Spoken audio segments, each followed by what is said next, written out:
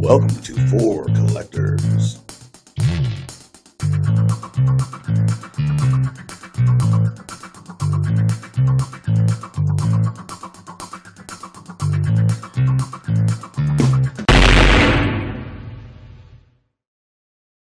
Today we got Tops 85401 on the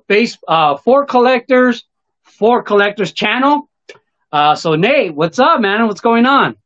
Hey, what's up, Caesar? What's up, all you collectors, For Collectors out there? This is what the hobby's all about, you know, just sharing our knowledge and enjoying the hobby together. So that's what's going on with me this afternoon. Yeah, man. I can't say I've learned more about 90s baseball cards than you and Eric through Baseball Card Junkies TV. That was the it channel as far as for me back then, man. Yeah, we had some good times making videos together. That channel's getting fired back up, so I've been making videos on there. Yeah, man. I learned so much through those. You know, when I first started on YouTube, I kind of had the attitude cardboard before shine, and I was like an old school man. I wasn't too much into the shine, but watching your enthusiasm, your love for the shine, your descriptions, I turned the other butt cheek. You know what I mean? And yeah, cool, man, and I started loving them. I started appreciating them. Yeah, well, you know, it's funny because back in the 90s, I used to get kind of like upset that the hobby had changed. And then as a collector over the years, all those cards grew on me.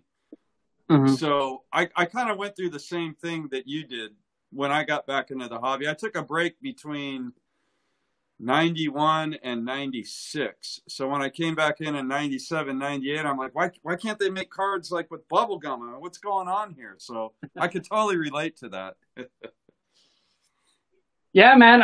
Dude, your guys' Baseball Card Junkies TV channel, I mean, I learned, and one thing that kind of want to say is like, it's hard for me now to watch, like I'm on TikTok, and there's a lot of people on TikTok that are like big card influencers. And it's hard for me to watch them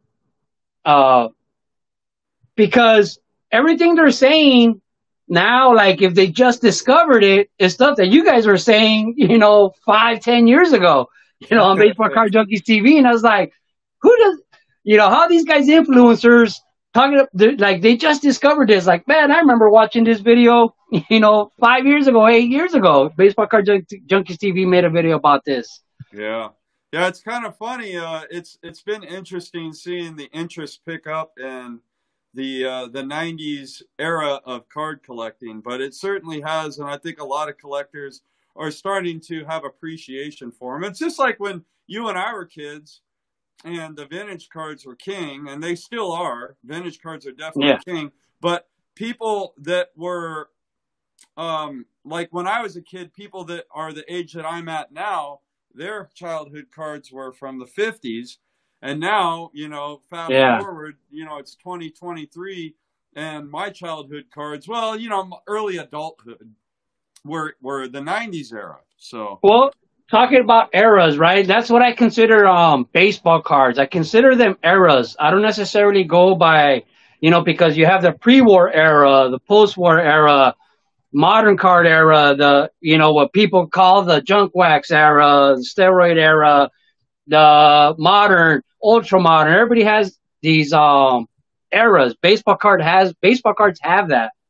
So I think in the majority of the world, vintage is just defined by anything 25 years or older.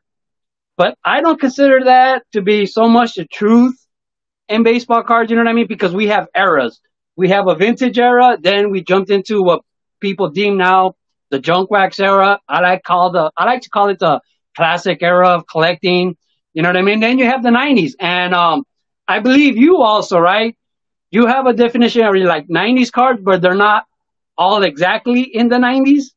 Yeah. So, we were talking earlier before we went live, and I was telling Pepino Man that I use the term 90s cards, but But if I were to really identify, it's the golden age of inserts, which I call 90s cards, and that would be from 93, because that's the first year of the refractor. That kind of was the birth of the the high-end inserts through 2004, because post '04 then the hobby kind of started to focus on relic cards and autograph cards and stuff like that. And it did in '04 a little bit. Like Upper Deck was making some beautiful stuff in the early 2000s. But the main focus in the hobby were insert cards in that era. And all the manufacturers, there are a lot of manufacturers, there was a lot of competition, and it is the golden age of inserts, in my opinion. A lot of people use the term 90s, but for me, it's between 93 and 2004. So it's about a 12-year period. I mean, I have to agree with you on that, because I kind of stopped buying packs, I think around 93. And I don't remember shiny cards at all. You know what I mean? Before that, like, I don't remember any shiny cards at all. So it'd be hard to classify shiny cards as 90s cards. How many shiny cards were in 1990? 91, 92, right? So It's hard to just say it's a 90s card. That's why I say in baseball cards, we have eras, right? And then like the shine era started, 93, 94, basically, right? Yep. Man. So I'm having nostalgia talking with you, Nate, because like you're one of the first people I started watching, and I remember watching you and Eric in your backyard just playing catch. Do you remember that? I remember I watched videos of you and Eric just playing catch in your backyard in between going through cards. Yeah, I remember that day. When we recorded that video. We were probably out there for a half hour playing catch, and I was like, man, I need to get my arm in shape, because the next day my arm was dead just from playing catch. But yeah, that video is still up on the old Junkies channel. But yeah, we're gonna bring that channel back. We had a lot of fun. Now, are you bringing Eric on that channel? Yeah. So Eric, he's gonna go by Big Mac Fanatic now. He was going by Oakland A's 915. But me and him, he moved out here to California. He used to live in Texas. So now he lives out my way, and we're going to try to get together once a month and make a video on that channel. So that's kind of the goal. And then when Titanic Taters can join us, he'll be joining us as well. So we're definitely bringing that channel back, and we're going to try to record the videos the way we did back in the day. So that should be fun. Yeah, man. I used to love me some Baseball Card Junkies TV.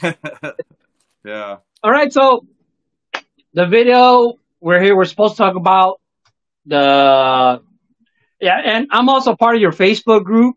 You know what I mean? The 1993 to 2004, right? Yeah. It's the 1990s through 04 rare insert group. Yeah.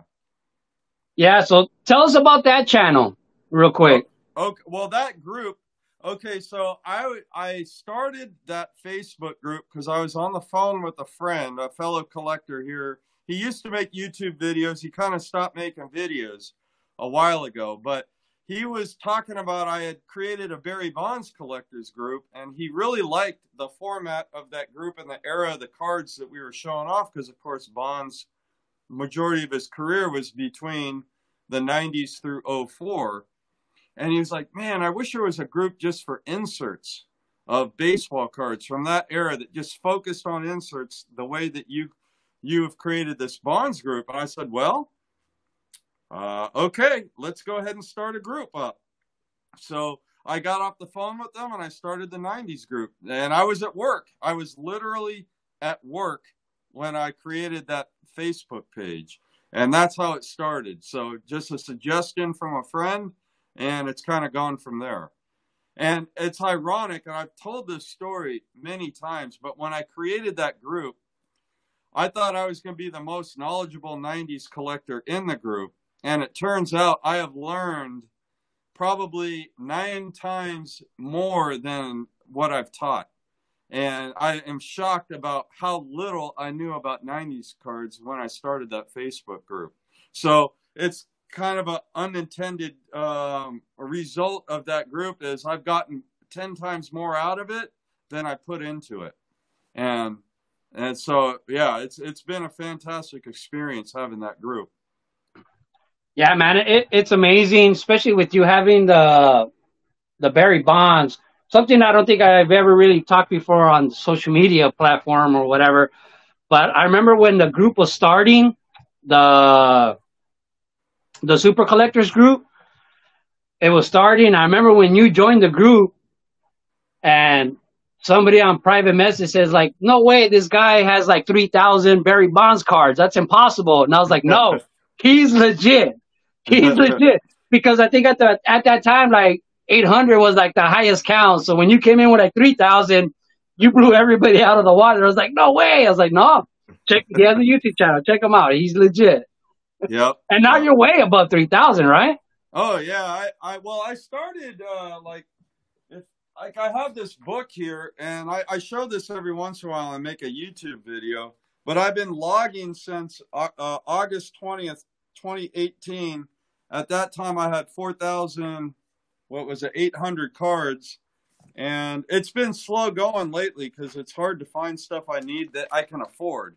There's a lot of stuff I need that I can't afford. But now I'm at 6,095 as of August 28th. So I haven't picked any cards up in September yet. But so I'm about 5 shy of 6,100. So yeah, it's been a journey, man. All right, so yeah, so most people don't know Topps 85 401. Topps 85 401 is the Mark McGwire Olympic card. Yes, but then he went over to Barry Bonds and never looked back, pretty much. Yeah. So super Barry Bonds collector. But one of the things why I have you on here, what we're going to discuss is the 90 shine. So shiny. You know what I mean? You're the expert on them, man. I used to love hearing you talk about the 90s cards and just give, little talk from about the background of the card and just everything, man. You were the man. Are you still the man, Nate? Oh, I've been humbled because of my group. I've learned so much. So it feels like the more I learn about 90s cards, the less I know, if you know what I mean. Yeah. So it's like one of those things, like you just don't know what you don't know until you learn what you don't know. And then you realize, well, maybe I don't know that much. So I'm always learning. And that's part of the fun of the hobby is you have to have humility. And first of all, you can never think you have the best collection, because I've been collecting long enough to know that there are a lot of collections out there bigger and better than mine. And then also you have to always be willing to learn, because there's so much to learn. And even if you're an expert in a certain era, you're still not going to know everything unless you're willing to learn, ask questions. And the great thing about this hobby is if I don't know the answer, I know who I can ask to find the answer. And a lot of times those people, if they don't know the answer, then they'll ask someone else that will know the answer on my behalf. Somebody's going to know somebody that knows the answer if you know who to ask. So there's always stuff to learn, though. Yeah, kind of a little side note on that real quick from my part. I bought the complete set of the 94 Upper Deck, the SP set. And when I was going through it, when I first bought it, I noticed Tony Gwynn wasn't wearing his regular number. And I was like, hey, Tony Gwynn isn't wearing his regular number. So I looked it up. And then it told a story about how he left it at his motel. When they were playing away, he left it at his motel. So they just gave him another jersey to wear, and he was wearing a different number, and that became the baseball card. And I was like, oh, cool. Okay, now I know the story. No big. I never made a video about it, just like, oh, cool. It's just fun fact for me. You know what I mean? Yeah. And then months later, Mangini sends me a text. John Mangini, he's like, hey, Caesar, did you know about this card? Tony Gwynn's wearing the wrong number. And I was like, oh, yeah. He left it at the motel, and I just like wrote him back right away. Like I knew the whole story. He was like, wow. Like, I was like, wow. It's like one of those things where you learn something and then someone is amazed that you know that fact, you know? And Yeah. man, just because it was John Mangini and I let her know it's something, I was like, wow, that was like, wow. One of my Yeah. YouTube collector heroes. For sure. So what do you got, Nate? Like, what can you show us from 90s? Well, I got a box here. I'll just show you real Show me quick. some shiny for my butt. Whoa. Okay. So this is all Donruss brand cards of Barry Bonds from the 90s. And I'll show a few cards off here. I just grab a few random ones that I like. So one of the sets that I really like from Donruss, I'll just grab a stack here, are the stat line. And so the stat line tend to have some pretty damn nice shine. And so what Donruss did is they had a career stat line and a season stat line. And what they would do, like this card here, is a season stat line. And the stat that they did is runs, right? So Bonds scored 120 runs in the previous season. So the card's numbered out of 120. Yeah. Because his season stat line the previous year was 120 runs. So here's another one. So these cards are cool. So like this is a Donruss 2000. These are actually printed in 01, but they were doing like what they call the recollection collection because Donruss didn't actually have cards in 2000. So in 01, they did like the 99 and the 2000 Donruss, what they would have done. Yeah. And in addition to the 2001 Donruss. But here's another one, a season stat line for the 99. And this one would be for runs. So he scored 91 runs. So it's numbered out of 91. So those are cool.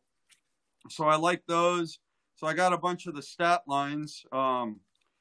Let me go to other ones. Then they did like, oh man, I love these cards right here. The Power Alleys. These cards are sick. Oh, yeah, those are nice. I'll show off a few Power Alleys. So like in the 90s, so as collectors may or may not know, Donruss went out of business after 1998, and then they were purchased from Playoff in 2001. So the brand came back under the name Donruss, but it was Playoff that bought them. But here's some original Donruss cards. So these are cool because they did like, I've talked about this before, but a lot of the older 90s Donruss cards, they would have like, this is what is it called? Oh God, my mind's drawing a blank. I still find it incredibly. Yeah, I still find it credible, like how many cards you can remember and stuff like. Because there's so many variations, so many styles, so many inserts. Yeah, once you start looking at the same cards over and over and chasing them down, you tend to remember them. But this is a 96 Power Alley, and they're numbered out of 5,000. But what makes it a cool card is the first 500 in the print run were die cut. So you can see there's like a little triangle cut out on either side. And then you can see the print run. It's out of the same print run of 5,000, but the first 500 are die cut. So even though both of these cards are part of the same print run, it's two different cards. You got the die cut and the non-die cut. Yeah. So I've seen you. I've seen and heard you talk about this over the years with a bunch of them. So is that something that was just popular that Donruss did? Yeah, they put Easter eggs out there. And when you are a knowledgeable collector like me, like I remember I was at a card shop one time and I had bought a double of this card because the owner sold it to me for $15, but it's the die cut version. Yeah. And so on the 97 Power Alley, it has a print run of 4,000. But the first 250 were die cut. So this card is like a $250 card. And these sell for, I don't know, maybe $20 or whatever. So anyway, sometimes you could people don't understand what they are. They don't understand that they're a lot rarer than what the print run on the back of the card. Oh, yeah. It's still So the first 100 are like 1 to 100 out of 500 or whatever. Yeah, well, that one's numbered to 4,000, and the first 250 are die cut in the print run. Yeah, so it would just say 250 out of 4,000. I mean, Yeah, right? 250 of the So yeah, so 4,000 if you are don't know die your cut. stuff, Yeah. you're not gonna get it. You don't understand what's going on, right? Yeah, yeah. And here's one that me and my friends have. We're wondering. All right, wait. I gotta get it out here. Here we go. Okay, so this card here, it's a die cut, but it is what is called the prime numbers, and so this one has a print run of 374. But the first four, and you can see this one is number 2 of 374, a die cut. So there's only 4 of these. This is from 1998 Donruss that are die cut. So it's basically a 1 of 4. Yeah, this is like a holy grail of 90s cards. So how did you come across that one? What's that? How did you come across that card? Well, the famous JM collection. I bought it from a guy named Jeff that lives in Pittsburgh, Pennsylvania. He was a bonds collector from like 1986 through about 2020, and then he started to sell his collection off in 2020. And this card, I knew he had, I had known that he had it for about 15 or 20 years. And when he started to sell off his collection, this is one of the first cards I asked him about. And he was nice enough to sell it to me. So I don't know that this card's ever been on eBay. But yeah, so that's another example of just a really cool kind of Easter egg type card out there in the hobby. So anyways, I've made videos about that on my channel before. All right, let me grab one of my favorite. I think it's a 90s, might be a 2000, but yeah. So it falls in your era. Let me and you've seen this many times before, but all right, let's check it out. What do you got?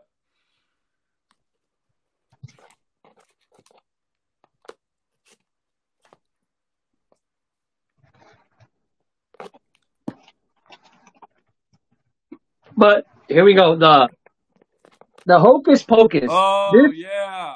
This was like the first card that made me change my mind about that chime. Yeah, those cards are really cool. And you know what's nice about them is they're not rare, but they look absolutely fantastic. I love those cards. Well, that's the thing about 90s shine, man, that certain era to 2004. I've said this before. The day that I brought home my 53 Mickey Mantle, on a PSA slab, and I put it on the table in my room next, and there was a Jeff Bagwell shiny card. There was just like I would see a shiny card that I liked, and I bought the card. Not the player, not the brand. I just bought the card a lot of times. But I did PC Jeff Bagwell, but I had this Jeff Bagwell like crazy. I don't remember what insert it was, but crazy shine on it. And then when my wife got home, like the whole time I was like, how am I going to tell her about this Mickey Mantle card? How am I going to tell her?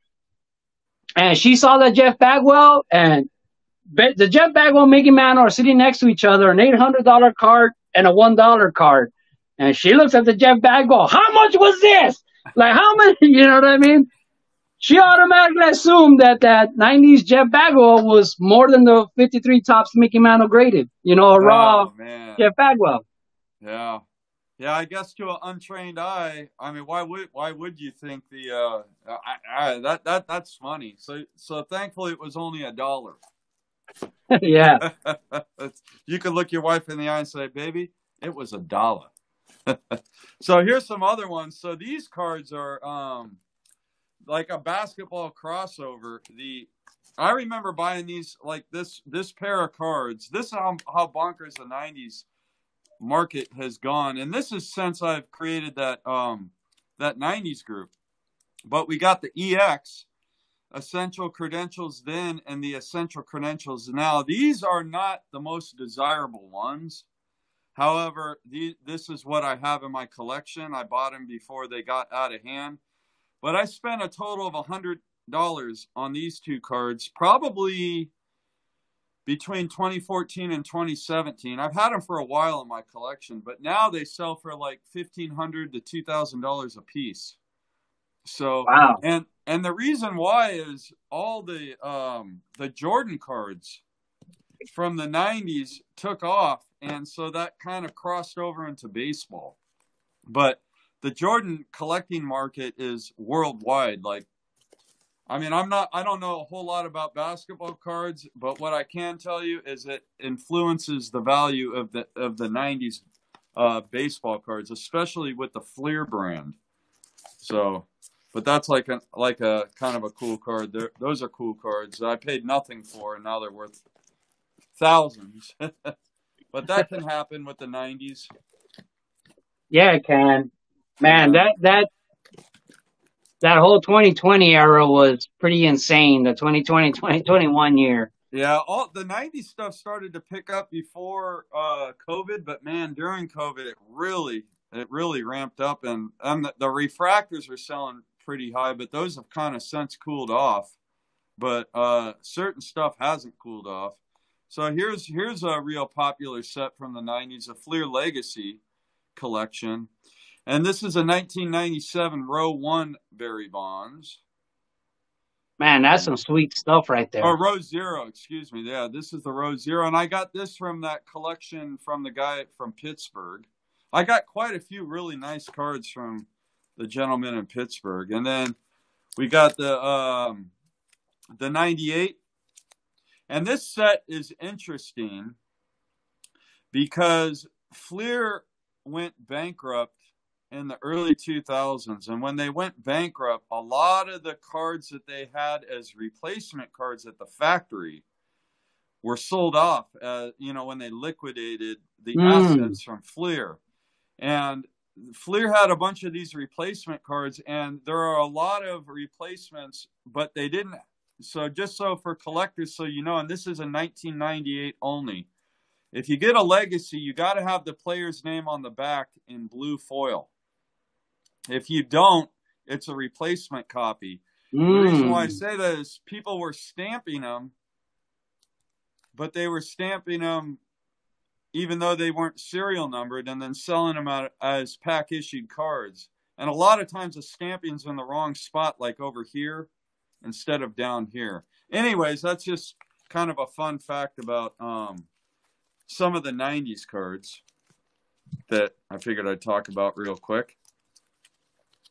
And then here's some cool, so kind of like what Donruss did with the stat lines, Fleer adopted a similar thing. These are the Triple Crown. And like this one here is numbered out of 73. This is a 2002 card. And it's numbered out of 73 because the previous year Bonds hit 73 home runs. And then this one is numbered out of... Sweet.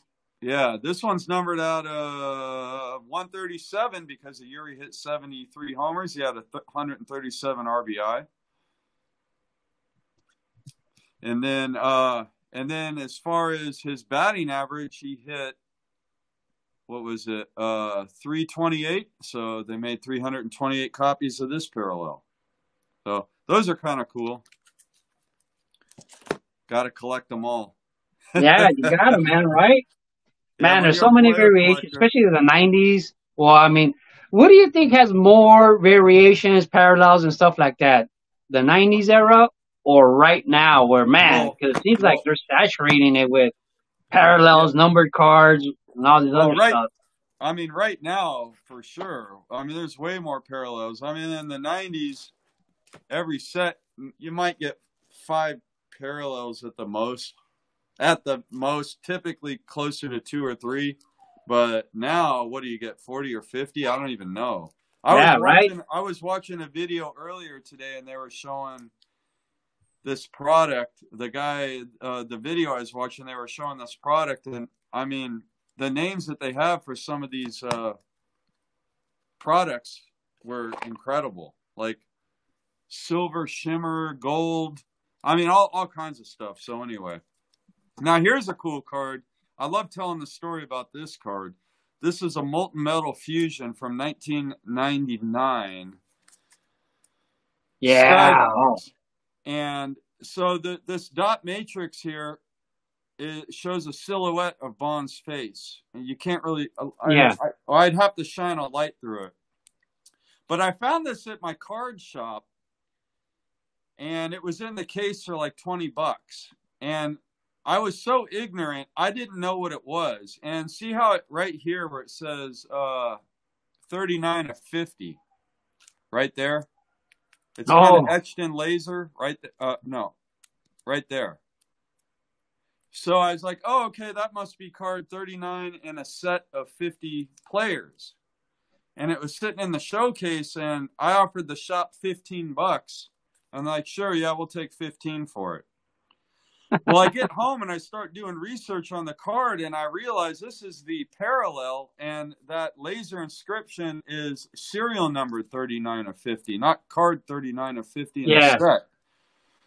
And fast forward, because of the basketball kind of crossover, the last copy of this card sold for over $3,000 of Barry Bonds. And if you got like a Michael Jordan from the 90s, I mean, from basketball, I mean, it might sell for $100,000 now. Who knows? So a card like that, would you ever consider grading it? No, I got no desire to grade it. Right. I just don't send cards in. I've never sent a card in for grading. I understand why people would. If I was in the business of reselling cards, yeah, I would certainly grade them, because you're going to get your money back. If you grade the right cards, you'll get your money back. But as a collector, I don't see the value in grading cards. I'd rather buy more cards than grade them.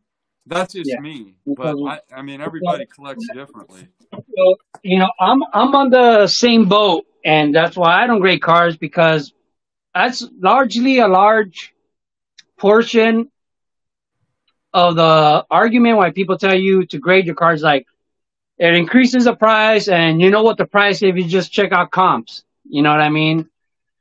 But if I don't sell, that means nothing to me, right? Well, I mean, I only have so many hobby dollars. Yeah, and I don't want to put my hobby dollars towards grading. I'd rather exactly. Like, if it's gonna cost me $15 to grade a card, I'd rather buy a card I like for $15, or a lot of cards for $15 that I like. Yeah, I know. But but at the same time, I always say I've never graded a card. But I don't know if I can actually say that and be 100% truthful, because one time I did win a contest, right? I won a contest, and you know what? Actually, I didn't win it. I think it was Snoop that won it, and he said, give my free card grading to Pepino Man.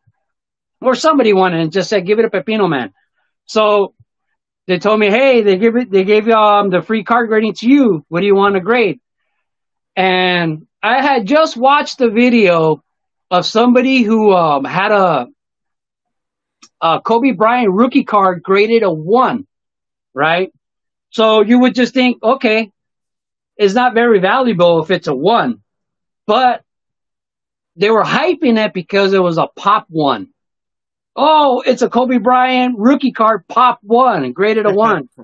And in the video, the guy was saying, you can't mess up a card on purpose and get a 1. You know what I mean? That was their whole thing. This will always be a pop 1, because if somebody gets a Kobe Bryant rookie card and tries to make it a 1 by smashing it up, they'll be able to tell, and they'll grade it authentic. They'll never grade it a 1. So I remember asking a couple of people on YouTube, like, hey, how can you get a 1 on any card? And everybody said a pinhole.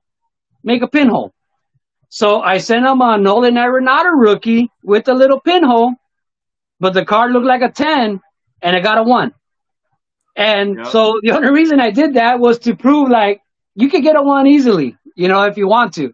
Yeah, somebody was trying to hype their Kobe Bryant PSA 1 and probably trying to make a mint off of it, which is kind of Well, the thing ridiculous. was, the guy was saying that he got an offer. I don't remember what it was at the time, like 20,000, like something outrageous.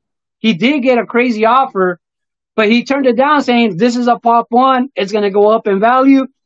And then a few years later, I told somebody that story, and they looked it up for me. I don't know how to look it up, but they looked it up. I get you out to have a PSA membership, and there was like six of them now, six of the graded ones. You know what I mean? Yeah. So it wasn't the only one anymore. Well, yeah, I mean, you could make as many of those as you want. Basically. Yeah, just put a pin. So that's why I said maybe I can't say I've never sent out a card, but I never personally sent out a card and paid for it. But well, I did win that contest, and that was my experiment, trying to get a graded one. Yeah, you weren't taking the grading seriously as far as like, you know, trying to get a 10. You're just like kind of goofing around and seeing, hey, can I get a 1 if I put a pinhole in the card? Yeah, I probably turned a card that I should have graded a 10 into a 1. Yeah. So, here, you want to see another cool card? Yes. Okay. So back in 97 to 98, Donruss, Preferred made cards out of precious metal. And so this is a 1998 Preferred, and this one has a gram of gold in it, 1 gram of gold. And it has a print run of 100. So these came out of Donruss Preferred. This is a big chase card back in 1998. So, wow. And then the ones from 97 had a print run of 50. But this is a cool card right here. I bought this at the National in 2017. So how many players were in that set with the gold? Oh, I don't know. That's a good question. Probably there were some that were silver, some that are gold, and some that are platinum. And so Bonds was in the gold set. I'm not sure. I don't know. My guess would be somewhere in the neighborhood of 50, but I don't know. I'm not a set collector for stuff like that, so I suppose if I was a set collector, I'd be able to answer that question for you. Yeah, because you would know about every other card that exists. Yeah, it's funny with the 90s group that I'm in, being a Bonds guy, Bonds isn't in every single set, you know. So a lot of times I'll see stuff, and that's how I learn about other sets, because other player collectors, they'll have their player in it. Here's a really cool one. I like this card a lot.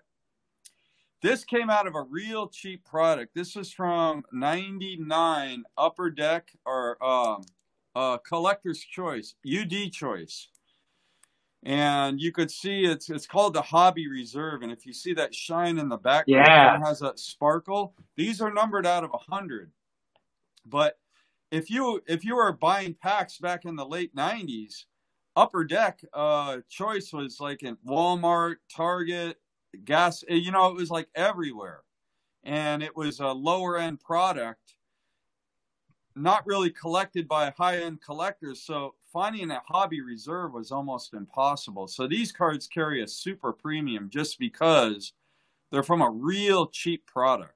And that's one great thing about you get out of like the Upper Deck inserts from the 90s is a lot of the like Collector's Choice or UD Choice, they were printed. They printed a lot of it. So their short print cards are just very, very desirable. Here's another one from Collector's Choice. It's called the Star Quest. I'm sure you've seen the Star Quest cards before. Yeah. But this is the Home Run Parallel. And the Home Run Parallels, they only printed 100. This is from 1998 Star Quest. You know, there's a print run of 100 of these, but I've had conversations with a lot of my friends, and they speculate that maybe 50% of them are actually out in the hobby world, just because, again, this is from a low-end product. Yeah. And they printed so much of it. I mean, this was like a unicorn. You could not find these out of packs. If you get a double or a triple, and that you could see like there's 4, you know, single, double, triple, and then if you got 4 of those diamonds at the bottom, you got the Home Run Parallel. Oh, and wow. Then the Home Run's the only one that has a hollow foil. But this is another really cool card out of a cheap product. I love the short print cards out of the cheap product. Then, of course, I got the 1999 Star Quest, and this is the home run. Yeah, you see the red, the green, and the blue pretty often. You don't see the golds. And yeah, again, I see the green a lot. 100. So this one's numbered 9 out of 100. Impossible to find. Even when you're busting packs, like if you're busting Upper Deck Choice back in the 90s, you might bust a whole case and not find a single. Do you remember what year you got that? Yeah, I got both of these from the famous JM collection. I mean, this is just stuff you can't find. You know, you don't find it. You look on eBay, you won't find any of them. Here's another one. This one's really tough. I got lucky with this one. This one I actually found on eBay.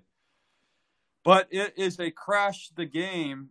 And these are the ones that you would get, like, you would send these in, right? And then you would redeem it for an insert set. And this one is an instant winner. So typically it would have a date. So if your player hit a home run on a specific date that they had, you could send the card in and then you get a redeemed set. What year was that? This one is different though, because see how it says instant winner? Yeah. There's no date. So that means when you get the instant winner, you automatically win the set. Your player doesn't have to hit a home run. What year was that? Because that's still kind of like what Topps is doing now, right? Kind of, yeah. This is what year? Man, I don't even know what year it is. Let me look. But this card, I think it's a 97. Let me get my magnifying glass. Yeah, no, this is a 1997 Collector's Choice instant winner. Crash the Game. So, because back in the day, well, first of all, the instant winners, they didn't put too many of them out there. But most of them that were pulled back in the 90s were redeemed because you got the whole insert set. So these cards are highly, highly desirable because you just don't find them. So that's another cool one. Man, I just love baseball cards. I love them. Oh, here's one. So my friend Ben, I got this in 2019. This is a Techno reciprocal. And he lives in Oak Creek, Wisconsin, and he was at the Salvation Army card show out there in Oak Creek, Wisconsin, and he found it in a dollar box. And this card is numbered 7 out of 100, and this is the Techno, but this is what they call the reciprocal. So the front of the card has the photo that most of the cards use on the back of the card, and this card, the back of the card has a photo that's typically on the front of the card for the Techno. Okay. That's why they call it the reciprocal. So that's a cool card. Oh, man, here's another one. Man, these cards are sick. So this is from Upper Deck Victory, Ultimate Victory. And this card has kind of like that, I don't know, it's almost like that galvanized shine. You know, if you see galvanized metal, you know, fresh from the factory, when it still has that oil residue on it. I love this card, and this is again from a very cheap product, and this one has a print run of 100, so this card is just beautiful. And then the regular Upper Deck Victory has a parallel too, which I don't have, but this is the Ultimate Victory parallel. No. So yeah, I got that one, and then what else? Oh, is this the one? I think this one's numbered out of. This is another year Ultimate Victory. Not as shiny as the other one, but still a cool card. I love those old 90s, kind of like the cheap Upper Deck product. You know, they had some really cool inserts. Oh, yeah, the Upper Deck MVP. So how many products, like card makers, off the top of your head right now, can you name, like, from the 90s? Well, you had Topps, Fleer, Donruss, Pacific, Upper Deck, I mean, those were the manufacturers, but then they had their own products within that umbrella, right? So Yeah, like Tops, you had like Crown Bowman. Royal, Flair, Yeah.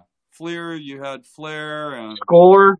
You still have yeah. Score going on, right? Oh Or yeah, yeah. Score and Pinnacle. Score was always a Pinnacle brand, but then when Score started making high end cards, then they started making Pinnacle. That's another good and one. wasn't Prism also a brand back then? Wasn't there Prism? No, it was I'll show you the Prism. So it wasn't a brand. It was Pacific Prism, and it was spelled Prism with a S, not a Z. So like Panini rebranded it with a Z, but when Pacific was making it, it was Prism with an S, Yeah, Prism. because you also had Sage back then. I don't Sage remember was the under. Sage cards. I think that was a different sport. I don't. That wasn't done in baseball that I know of. I don't know what Sage Oh was. yeah, maybe they didn't. I have basketball and football cards of Sage. But now that I think about it, I don't remember any highlights of baseball of Sage. Yeah. Now they didn't do baseball. I could show you some Pacific. I'll bring out a Pacific. But yeah, that was. So I was watching. There's a channel called the Essential Credentials. Yeah. And the guy that did Pacific cards is a guy named Michael Kramer. So he was kind of like, he was always a baseball card collector, and then he decided to make his own cards. And he got started by, making like retired players, and then he finally got like the full licensing from MLB and MLBPA in the early 90s. And by the late 90s, he made some incredible cards. The brand was never really considered a premium brand, but Yeah. his Prism cards here, I'll get them out. I'll grab some of Yeah, those. man. I personally love the Prism cards. I have where is it? A box of Yeah, the Prism Prisms are. cards. Yeah, they made some cool cards, and so the story is the company that Kramer used to make But I spelled it with a Z. yeah, It's buddy. an S. But the company that Kramer used to make that created the foil, because he bought the foil patterns from another company, right? And the company, like, one day they were like, well, which ones do you want to use in your product? And they showed him like 15 of them for 2,000 Prism. And he's like, well, we'll do them all. I like them all. We'll just use them all. So that was like, so 2,000 Prism. I have all but one of them. Some of them are in my binder, but you got like you got that one. That's Yeah, like those are sweet. yeah. So we got that one. And then this one here, I forget what the patterns are called. I have to look at a sheet. Yeah, there's so many. But yeah, this was the first time that there were like tons of patterns. They did 15 patterns in Well, 2000. see, that's one of those things is like when I used to go to my card shops or wherever card shows, all these cards like these, there's so many of them, but they're a non-popular brand, I guess, or whatever. But they're super sweet, man, and they're cheap, you know? So with cards like this, I have a lot of Juan Gonzalez, Barry Bonds, Derek Jeter, Cal Ripken, all those players because the cards will be in the 50-cent box, Yeah. All the I love that pattern. parallels from 2000, not all of them are numbered, but they all have a print run of 1,000 or less. So See, I mistakenly didn't buy the one became available. The one I'm missing became available, and I thought I had it. Here's the proof. So this card is so rare that when sellers in the past have sold cards from this set on eBay authentication rejected the card because they didn't even know what it was. But the back of it is made out of vinyl. Oh. So Kramer loved to experiment with different materials. So you could see the vinyl, right? Yeah. And this is called the proof. This one's numbered out of 10. Very, very tough card to find. But those are some of the prisms with an S that I have. And then in 1999, I got all the 99s. You got the purple. These ones were pretty much all numbered. That card is beautiful. I love that rich purple. And then, oh man, that card is sick, huh? Yeah, it is. Oh, I man. love those, man. Love it. But the hardest one to find is this one, the red retail. And I've only seen, I used to have 2 copies of this card. And as far as Barry Bonds, I've only seen 1, 2, 3, I think 4 copies in existence that I've seen.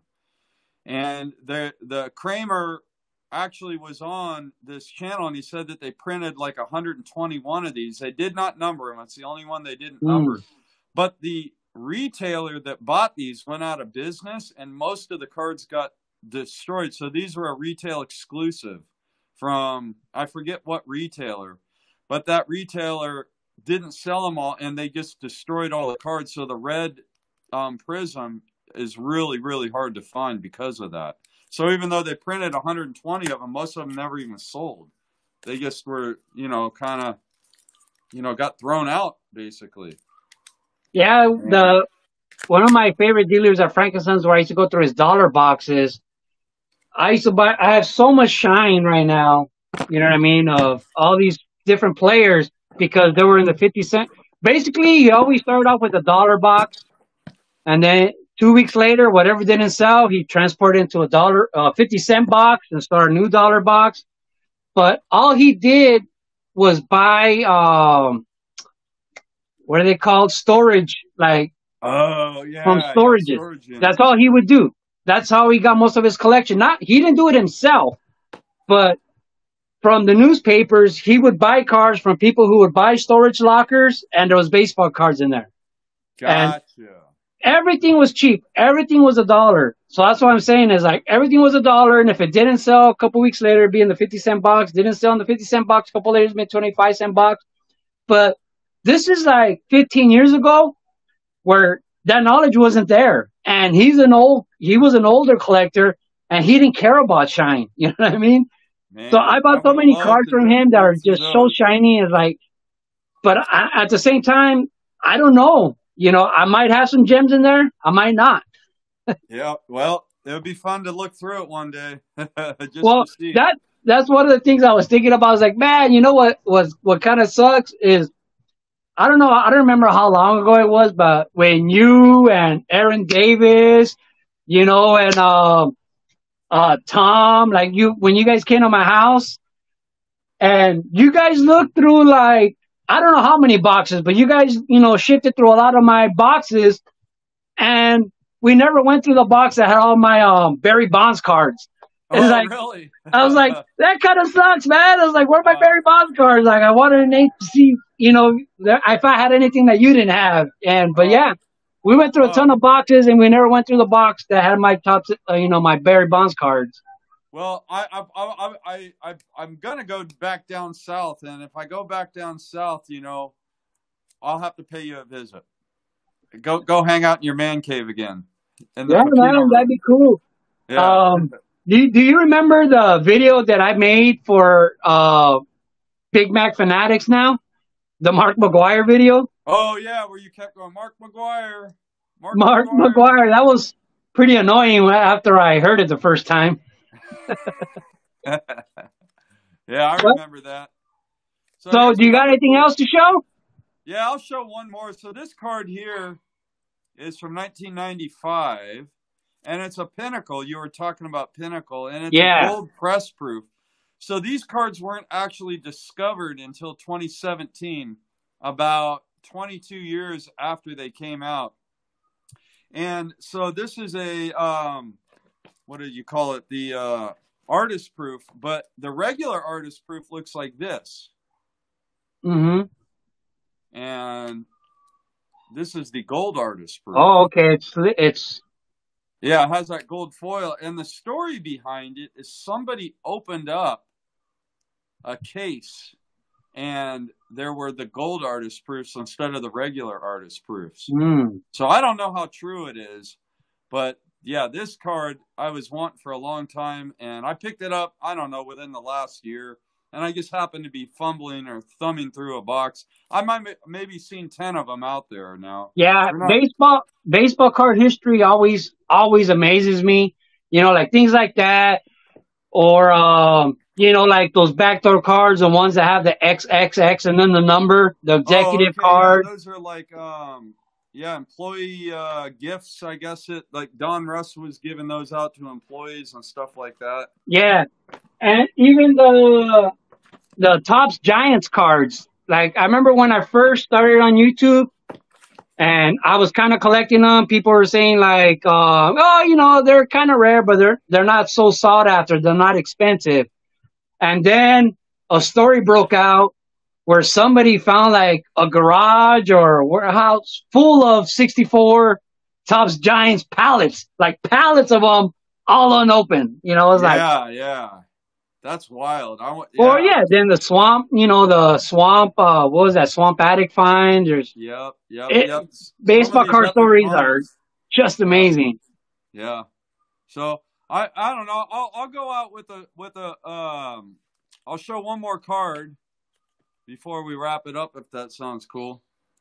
So in 1996, a product came out from Score called Select Certified, and they made a mirror red, a mirror blue, and a mirror gold.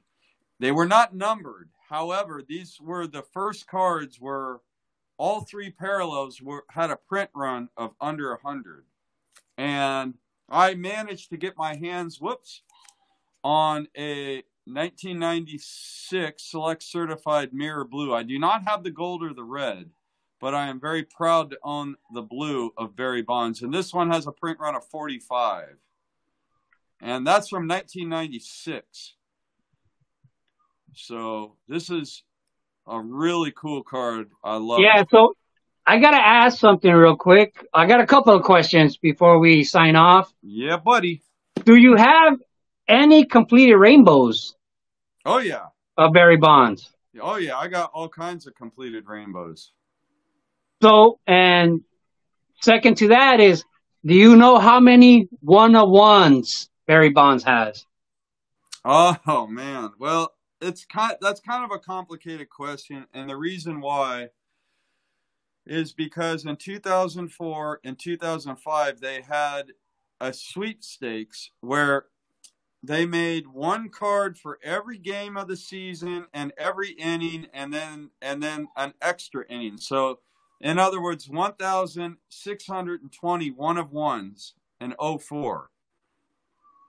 And if you were to get the card where Bonds passed Babe Ruth, you win this big prize, right? So it'd have to be the game and the inning. So they made 10 cards for every game and an inning, you know, so 10 cards for every game, inning 1 through 9, and then the 10th inning, which would be if he were to break the record in an extra inning. So 10th inning or after. Well, he had knee surgery in 04, and he did not pass Hank Aaron or Babe Ruth in 2004. So Topps did the same thing in 2005. So there's another 1,620 one-of-one Bonds cards for a total of 3,240 Bonds one-of-ones just in that product alone. That's from Flagship Topps. So with that being in mind, I'm guessing there's probably about 5,000 or 6,000 Bonds one-of-ones out there. It doesn't seem like a lot. Well, I guess it depends on your signing. I do remember, like, when I first started on YouTube watching a video about, I was a Topps video about making baseball cards, and that certain year when they made that video, I don't remember what year it was, but I can't remember his name now, but the guy that went from the Chris Bryant? No, he went from the Dodgers to Philadelphia. Jason Worth. Oh, okay. And they said Jason Worth, that year that video was made, they said Jason Worth this year has 2,000 and something cards of him just this year, or rookies. I think it might have been rookies, from that year. So then I got curious, and I never do research, but for some reason I remember searching for Reggie Jackson, how many Reggie Jackson one-on-ones, and that particular year Reggie Jackson had like 2,000 one-on-ones that he had out in product that just that year. You know what I mean? So here's one of the great things about collecting Bonds. He retired in 07. He didn't have any baseball cards between 2008 and 2013. Then he was in Panini from 2014 through 2017. And starting in 2015, all of his cards were either autographs or relics, with exception of 2015 Prism. And then in 2016 and 17, Bonds was in Topps, but only autographs. That's it. So my point is, Bonds has almost no post-career cards. And the reason why I love that is because I could concentrate on cards from his playing days. And because I can concentrate on those cards, that's how I know so much about the 90s, because there's just so much stuff out there that I've had to rediscover through collecting Bonds, because he doesn't have any post-career cards, which is great. I didn't know that. I hear like other people that collect, like, say, Wade Boggs, or just other players, and they're saying like it's tough to be a play collector because every year he gets this many cards, and to collect a rainbow, if you want to get the one-on-one, it's so much. But like, there's so many other people from the past that they still get thousands of cards made every year. Yep. So that's kind of cool that Barry Bonds doesn't do that. Yep, not a single card since 2017, and that makes my life a lot easier. So I can concentrate on modern players with modern cards. I don't have to go to my player collection. Yeah, because I mean, when I first started collecting Mickey Mantle, all I wanted was playing day, cards. But I'm basically two away. But with the 52 Mantle, these are Topps playing days cards. The 52 Mantle is like, it's just an afterthought. I don't even care about it right now. I need one more card. And then after that, I think I'm going to start collecting more modern or post-playing day cards of Mana, which I've never really done. So that's cool. Going to be a rabbit hole, probably. Nah, I mean, it's fun. There's so much shine. Mickey Mouse. Yeah. Now that I love the shine, it's so shiny. Yeah, buddy. All right, Nate. Well, I'll let you go, man. This was a great talk, man. Yeah, I had a lot of fun. Hopefully, some of the viewers learned a little bit about 90s cards, and if they want to learn more, they can always watch my channel or any of us other 90s collectors out there.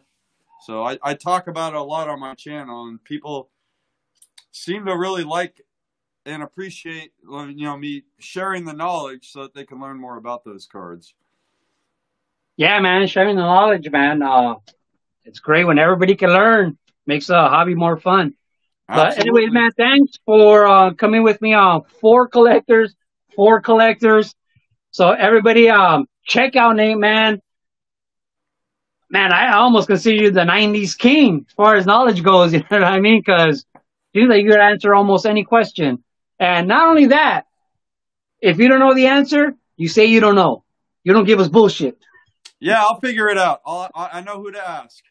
So I'll go out with this one. A little bit of shine. Number 10, baby. Oh, yeah. Sicko. All right, people. Ciao. Happy collecting.